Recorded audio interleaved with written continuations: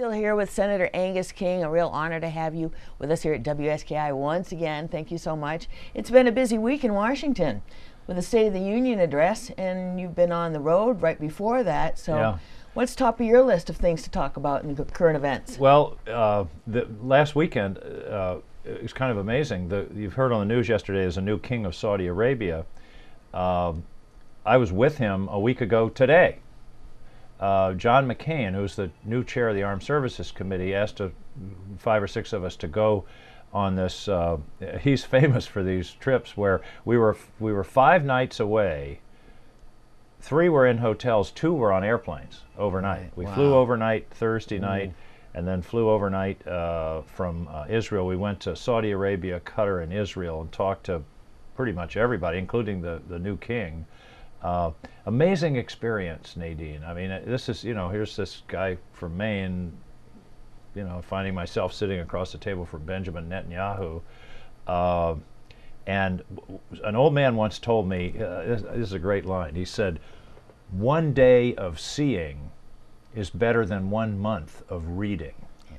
That you can learn things being there that you don't learn otherwise. And it was a really amazing trip, and traveling with John McCain is a trip anyway, because everybody knows him. Everywhere we went, people would stop, want pictures and everything. It was like, Funny. it was like Mr. traveling Celebrity. with Elvis or something. And he's a terrific guy. And so, but we flew back into Andrews Air Force Base at 7:30 Tuesday morning, went right to the office, and then the State of the Union was that night. Oh my goodness. And a really cool thing about the State of the Union was that Kathy Leonard from Auburn, she runs a company called Auburn Manufacturing that she co-founded like 30 years ago. They have 50 employees. They're actually making things in the USA. And so she was my guest at the State of the Union, went to dinner with me with a whole bunch of senators. She had a great time, and it was really pretty That would cool. have to be a career highlight for her. It's a pretty exciting I thing. did see you on the Portland News that night telling that you were going to bring her there. Yeah.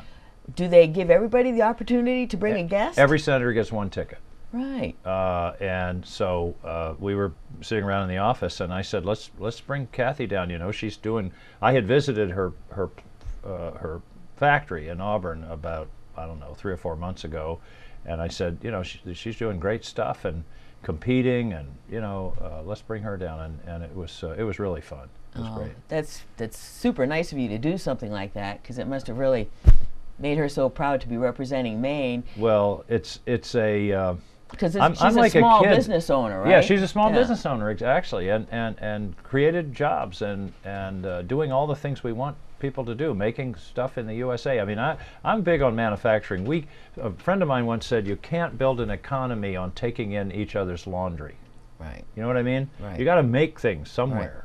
And Maine has a great history of that, and it's been sort of ebbing away. We lost a couple of paper mills, which is just tragic, but we got to keep it on, and people like Kathy, smaller businesses are where it's really a lot of it's happening.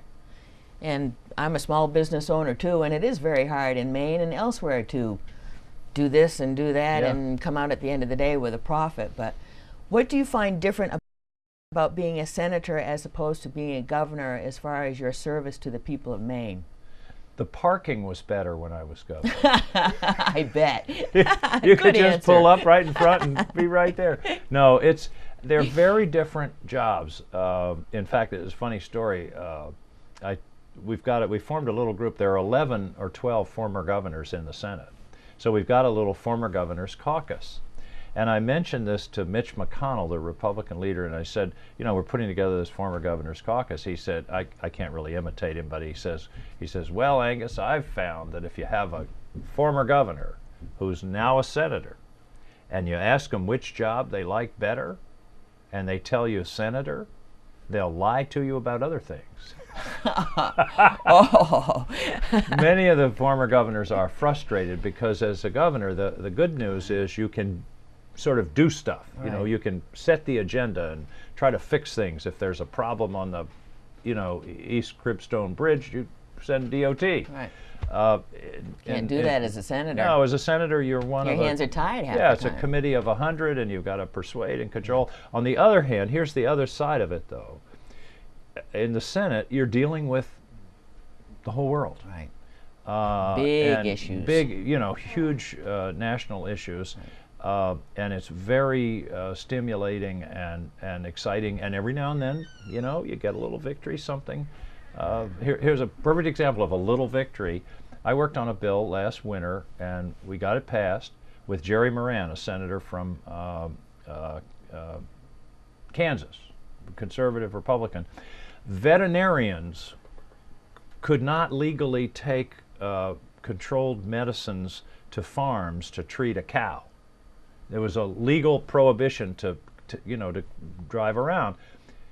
We had to pass a law to fix that. A federal law? Yeah, but we got it fixed. You know, this Jerry Moran and I were like a couple of kids. I mean, we actually got it through. The president signed it. So, you know, and that's an example of us. And then there's some bigger things too that we can work on. But so it's frustrating and exhilarating at the same time, if that makes any sense. To be part of the process must just be over the top sometimes. I would think it would be. But on the other hand, when it's frustrating like what it's been for the past year, where the parties at each other, and poor Obama can't do anything without the Republicans throwing stuff at him. I told Mary, I said, I've never been in an outfit with more good people that gets less done. All right. But here's something I don't think comes through sometimes in the news. It's true that institutionally it's highly partisan. Highly partisan. You know, there's sort of these two teams that are always at each other. Personally, it isn't. I have friends on both sides, and there's much more collegiality person to person, but it doesn't yet translate into, you know, resolving some of these big issues. And I don't understand that, because that seems intuitively wrong. That should be the basis of why we grow and work together instead of being like this. Well, I don't understand it either. My frustration after the State of the Union was, look, I agree with a lot of things Obama does, but some things I don't. But let's take them as they come, instead of, if Obama said it, I hate it. Right. Or 10 years ago, if George W. Bush said it, I hate it. I mean, we ought to be able to, and he was sort of saying this at the end of his speech, which I thought was the best part, and I think he actually used this word, we got to quit demonizing each other. Right.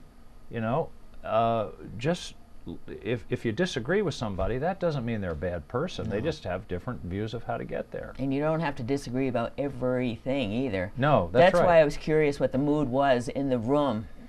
Well, it was, State of the you Union know, address. you could, interestingly, the last... If you go in with closed ears, Angus, how can you listen to anybody? And I don't mean to interrupt you, but that was my whole thing. It was like, oh. No, you're right. I mean, people went in... I had an experience 2 years ago at the State of the Union. You know, I was sitting next to a very conservative Republican, and Obama was talking about the minimum wage and stuff, and this guy was sort of like this, and I said, okay, you know, he doesn't agree. But then Obama says, and we need to cut the corporate tax rate, which is a Republican thing, and this guy's still sitting there. So I elbowed him. I said, "Get the hell up, man! He's singing your tune." You know, he wouldn't even applaud for something because it was him saying it. Yeah, and I pretty hard to move forward with that kind of mentality, isn't it? Unfortunately, it is hard, but you know, I got it. We've been stumbling forward for over 200 years. And somehow we'll continue. Hopefully, we'll continue to make it work. Getting back to your meeting abroad, what were you guys actually going over there to speak to the Middle Eastern folks about? Well, we wanted to talk a lot about Iran. Right. The Saudis and the Qataris, who are Sunni countries, are very worried about Iran, which is a Shiite country. And I've come to learn there's an even deeper, the Sunni Shiite division is like 1,200 years old. But the Iranians are not Arabs, they're Persians. They're different ethnic people. Right. So, and that goes back several thousand years. Right. So there are all these sort of underneath the surface slow motion wars going on.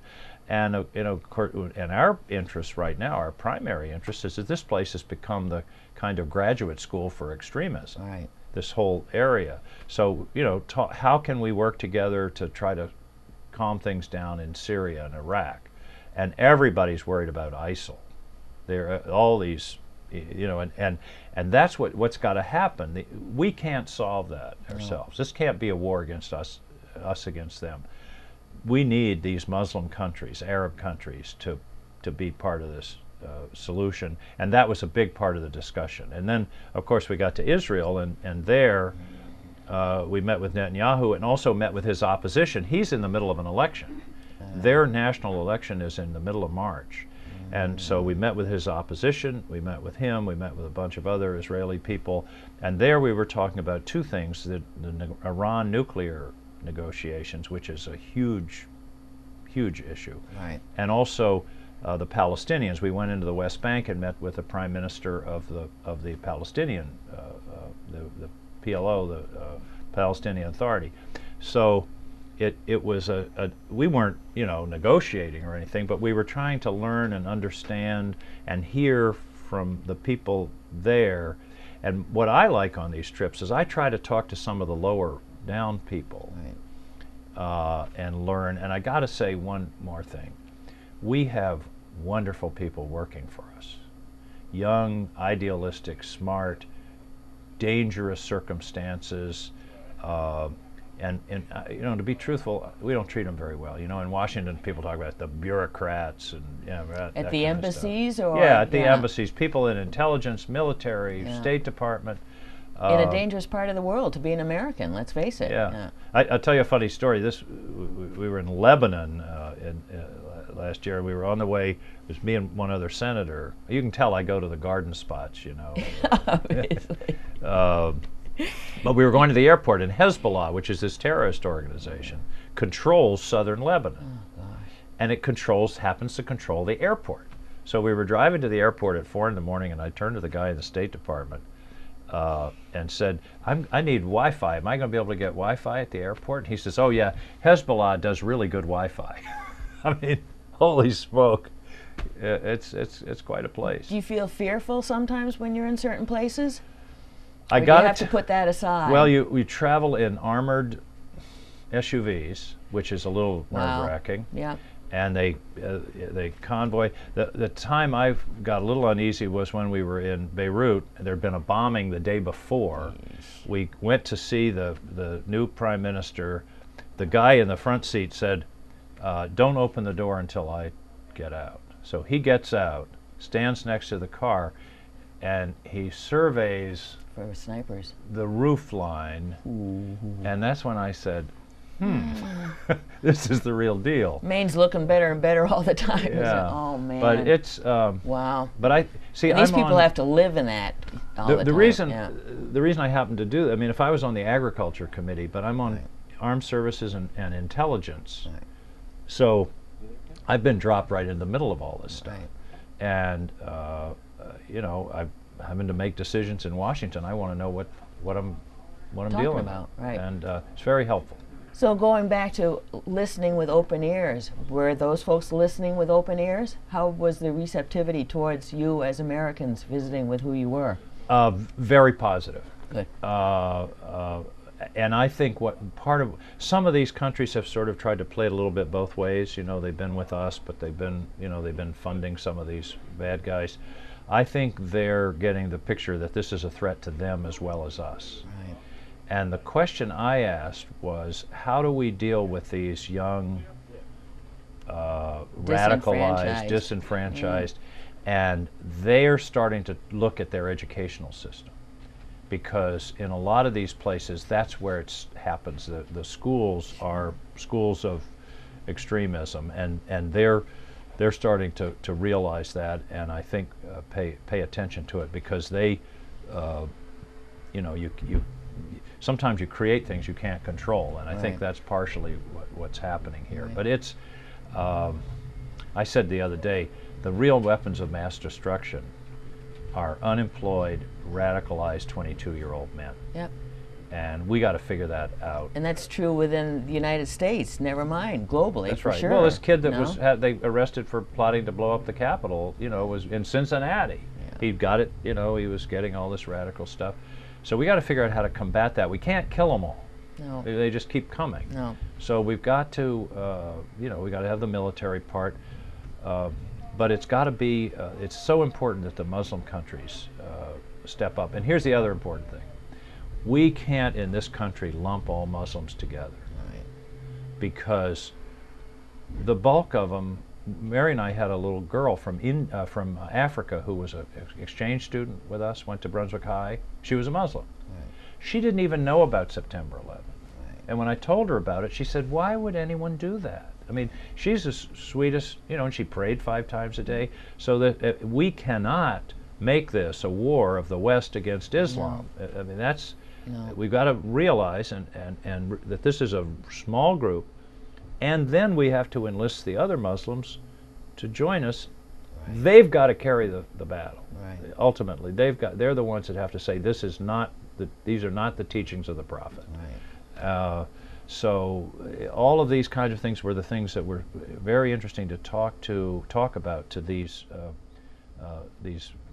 leaders in these 2 countries. Wow, I'm so proud of you. Oh, just so proud, just listening to you.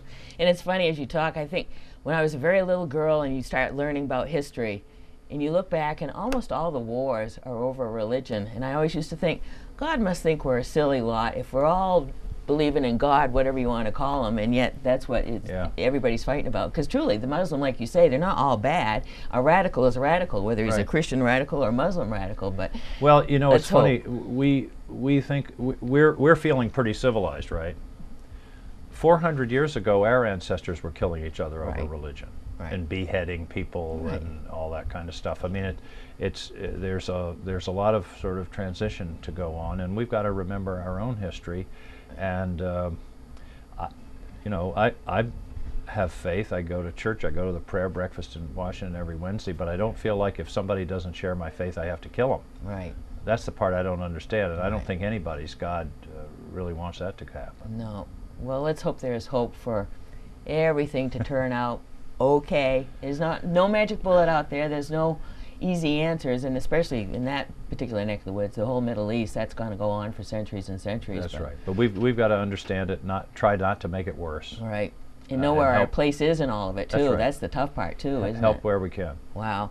Well, Senator, what else can we leave you with? I didn't mean to really get you into that, but on the other hand, we all want to know what you think about your job and how Maine plays into the whole national picture. And we're just as important as any other state. I'll leave you with one great story. What's that? Susan Collins and I are both on the Intelligence Committee, so we're in the same committee, and the committee meets in closed session most of the time. And this was last year sometime. Susan was making some comment, and the senator next to me leaned over and said, "Is there something in the water in Maine that gives people common sense?" I thought, man, it doesn't get any better than that. We'll buy that one. We will absolutely take That's that. That's an absolutely true story. Isn't that great? I'd like to say yes. Thank you so much. Thank you, Nadine. Have a great time at the summit dinner tonight. Yep, we'll be there. Have a great time skiing today. You're going to get out, aren't you? Yes, ma'am. I hope so. Take advantage of the warm temperatures, relatively speaking. Some good grooming. That too. Thanks, Angus.